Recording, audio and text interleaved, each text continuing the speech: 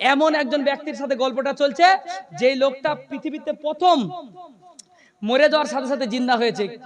সেই লোকটার উত্তর শুনবেন, মৃত্যুর কষ্ট কেমন ছিল, উত্তরটা শুনবেন। দেখেন সেই উত্তর কি ছিল। ইদ্রিস আলাইহিস সালাম বলছেন, ও আজরাইল, তোমাকে কি বলবো, তুমি তো জানো না, তোমার তো মনে দয়া ময়া কিছু নাই। তুমি তো সেই আদম নবী থেকে হাজার হাজার মানুষের, কোটি কোটি মানুষের জান কবজ করেছো। তুমি তো জানো না মৃত্যুর স্বাদ কেমন। আমি এক্ষুনি স্বাদ চাখলাম, আমি বুঝে গেছি স্বাদ কেমন। ইদ্রিস আলাইহিস সালাম বলছেন, ও আজরাইল, তুমি জানো, তুমি যখন আমার জান কবজ করার জন্য রুহু ধরে টানছিলে, আমার মনে হচ্ছিল রুহু ধরে টানছো না, একটা তাজা গরু, একটা তাজা ছাগলকে জবাই না করে তার বডি থেকে চামড়া ছিলে নেওয়ার পরে টান দিয়ে যদি ছিঁড়ে ফেলা হয় একটা চামড়াকে, একটা গরুর গা থেকে, একটা ছাগলের গা থেকে, একটা ছাগলের বডি থেকে, একটা গরুর বডি থেকে যদি একটা চামড়া টেনে ছিঁড়ে ফেলা হয়, ওই গরুটা যত কষ্ট পাবে তার চাইতে আমি শত শত গুণে কষ্ট পাচ্ছিলাম। সুবহানাল্লাহ। কে কে ছিল লোকটা, কে ব্যক্তিটা, কে? ইদ্রিস নবী গো, আল্লাহর নবী। আল্লাহর নবী ইদ্রিস আলাইহিস সালাম যদি এরকম কষ্ট পান, এরপরে শেষ নবী, আখিরি জামানার নবী, আমার নবী মুহাম্মদ রাসূলুল্লাহ সাল্লাল্লাহু আলাইহি সাল্লাম, তিনি যখন ইন্তেকাল করছেন, জানেন আমাদের মৃত্যুর ভয় হচ্ছে না, এখন আমরা মসজিদে যেতে পারলাম না। আমার নবী যখন মৃত্যুবরণ করবেন, হযরতে আজরাইল আলাইহিস সালাম বাড়ির গেটের মুখে ঢুকে পড়েছেন। আজরাইল আলাইহিস সালাম ঢোকার পরে নবীজির কাছে অনুমতি নিলেন। হযরত আল্লাহর নবীকে জিজ্ঞেস করলেন, নবী গো, আপনার কি জান আমি কবজ করব নাকি? আল্লাহ রাব্বুল আলামিনের নবী বলছে, আপনার কাছে যখন আল্লাহর হুকুম হয়ে গেছে, আমি নবী আর দুনিয়ায় থাকতে চাই না, দুনিয়া ছেড়ে চলে যেতে চাই। আল্লাহর নবী যখন আজরাইলকে দেখলেন, দেখার পরে আজরাইল আলাইহিস সালাম বড় দুঃখ, বড় বেদনা। আজরাইল বলছে, কার তুমি জান কবজ করছো জানো? এটা অন্য কেউ না, ইনি হচ্ছেন সারা পৃথিবীর সাইয়্যিদুল মুরসালিন, সমস্ত নবীদের নেতা, সমস্ত রাসূলদের নেতা, সমস্ত ফেরেশতাদের নেতা, সমস্ত মানুষের নেতা, সমস্ত মাখলুকের নেতা, সমস্ত পৃথিবীর নেতা হযরত মুহাম্মদ সাল্লাল্লাহু আলাইহি সাল্লামের জান কবজ করার জন্য চলে গিয়েছে। ও মুসলমান জাতি, তোমাদের কি একটু শুনতে ইচ্ছা করে না? আল্লাহর নবীর জান যখন কবজ করা হচ্ছিল, এমত অবস্থায় আমার নবীর বডির উপরে যখন হাত তুলে দিয়েছে, ও মুসলমান জাতি, আমার নবীর উপরে যখন বুকের উপরে হাত তুলে দিয়েছে, সঙ্গে সঙ্গে ঝরঝর ঝরঝর করে গোটা শরীরটা ঘামতে শুরু করলো, গোটা শরীর ঘেমে গেল। হযরতে আজরাইল আলাইহিস সালাম গোটা শরীরটা ঘেমে গেছে। হযরতে আয়েশা নবীর পাশে বসে আছে, নবীর বিবি হযরতে আয়েশা সিদ্দিকা জিজ্ঞেস করছে, ইয়া রাসূলুল্লাহ, ইয়া হাবিবাল্লাহ, নবী গো, আপনি এত ঘামছেন কেন, এত আপনার ঘরমাক্ত শরীর কেন? আল্লাহর নবী তখন বলছে, আয়েশা রে, তুমি জানো আমার কাছে আজরাইল এসেছিল, আমার কাছে আজরাইল এসেছে, তুমি জানো কি ঘটনা ঘটে গেল? হযরতে আজরাইল আলাইহিস সালামের ব্যাপারে বলছেন, আমি নবীর বুকের উপরে যখন আজরাইল একটা হাত চাপিয়ে দিয়েছে, আমার মনে হচ্ছিল আমার বুকের উপরে হাত চাপাইনি, মনে হচ্ছিল আমার বুকের উপরে উহুদ পাহাড় চাপিয়ে দিয়েছে। কার উপরে এটা গো?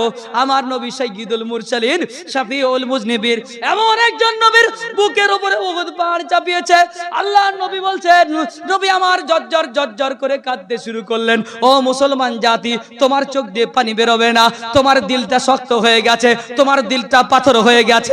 আমার নবী জর্জর করে কাঁদতে শুরু করলেন, বলে, আল্লাহ, ও আল্লাহ, তুমি আমার উপরে একটা উহুদ পাহাড় না, পৃথিবীর যত উহুদ পাহাড় আছে, পৃথিবীর যত পাহাড় আছে, সব আমার বুকে চাপায়া দাও।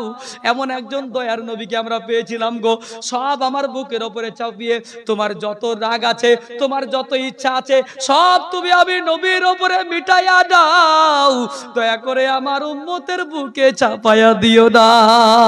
বলেন সুবহানাল্লাহ। এই নবীকে ভালোবাসতে শিখোনি তোমরা? সেই নবী বলছে, আমার উম্মতের কষ্ট দিও না, দয়া করে আমার উম্মতের মৃত্যুটা ইজি করো, আমার উম্মতের মৃত্যুটা সহজ করো গো আল্লাহ, আমার উম্মতের মৃত্যু সহজ করো। সঙ্গে সঙ্গে আল্লাহ কোরআনের আয়াত নাজিল করে জানিয়ে দিলেন, ওয়ান্নাশিতাতি নাশতা, আল্লাহর কোরআন আয়াত নাজিল হয়ে গেল, ওয়ান্নাজিয়াতি গরকা। নবী গো, যারা আপনার সঙ্গে বেঈমানি করবে, যারা আপনার সঙ্গে নাফরমানি করবে, করবে। যারা বলে আমরা নবীর দিওয়ানা, মাথায় টুপি দিচ্ছি না আর দিব না। যারা বলে আমরা নবীর দিওয়ানা, নামাজ জীবনে পড়িনি আর পড়বো না। যারা বলছে আমরা নবীর দিওয়ানা, দাড়ি রাখিনি আর রাখবো না। যারা বলছে আমরা নবীর দিওয়ানা, যারা বলছে আমরা নবীর দিওয়ানা, পর্দায় আর করিনি করব না। আল্লাহর নবীকে তখন কোরআন জানিয়ে দিচ্ছে ওদের জন্য মৃত্যু সহজ হবে না। বুঝতে পারলেন না? ওদের জন্য মৃত্যু সহজ হবে না। যারা বলে আমরা জুমার মুসল্লি, রমজানের মেহমান, ঈদের পর দিনে আসবো জোহর থেকে আর নামাজ পড়বো না। ঈদের নামাজে কুলাকুলি, ঈদের নামাজে ছড়াছড়ি। আলহামদুলিল্লাহ, নারে তাকবীর, নারে তাকবীর। এই যে আপনাদের যে আল্লাহু আকবারের আওয়াজ, ইহুদি খ্রিস্টানরা কি এমনি আপনাদের পিছনে লাগে? বলে নারে তাকবীর। নাদের হোসেন নাকি? 5 পেটি টাইলস, আলহামদুলিল্লাহ। আচ্ছা, জি জি জি জি, ইনশাআল্লাহ হয়ে যাবে। এখানের মানুষ নবীর প্রেমিক মানুষ আছে, যা হয়েছে হয়েছে, এর আগে আমি জানি না।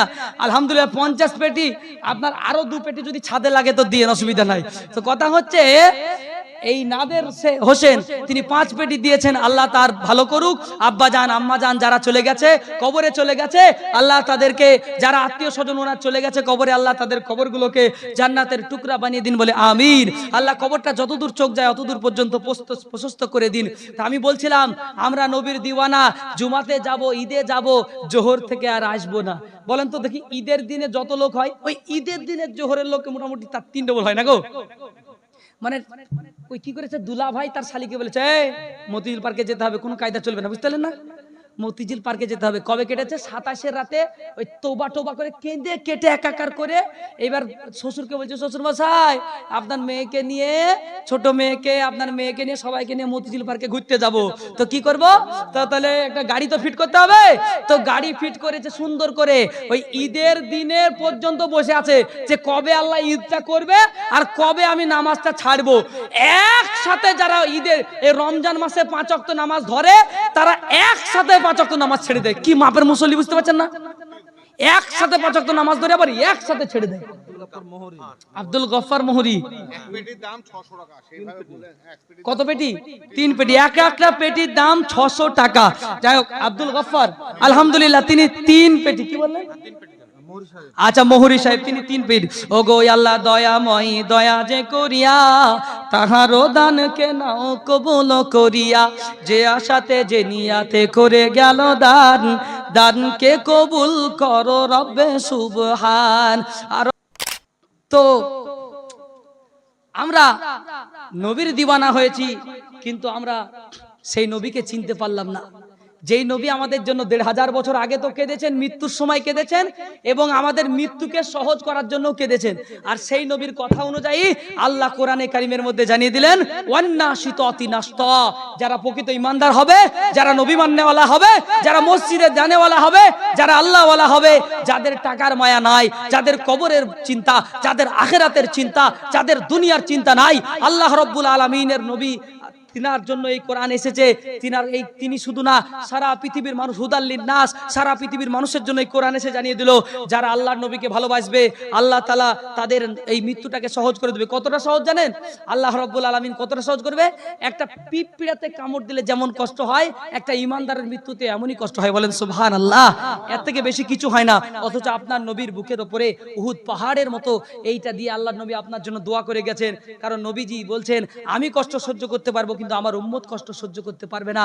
আরে যেই নবী এত তোমার জন্য ভেবেছেন, যেই নবী তোমার মৃত্যু পর্যন্ত ভেবেছে, সেই নবীর জন্য তুমি মৃত্যুর আগে মসজিদ পর্যন্ত একটু ভাবতে পারবা না? মসজিদের জন্য একটু চিন্তা ভাবনা করতে পারবা না? ওয়াসসাবিহাতি সাবহা ফাসসাবিকাতি সাবকা। কিছু ফেরেশতারা আসমান থেকে সাঁতার দিতে দিতে আসবে, আর কিছু ফেরেশতারা পাল্লা পাল্লি দিবে। চলো ইমানদারের মৃত্যু হবে, আজকে চলো আমরা সবাই দেখতে যাই। ইমানদারের মৃত্যু হবে, চলো আজকে আমরা সবাই দেখতে যাই। কিন্তু আমাদের দেশে তা না।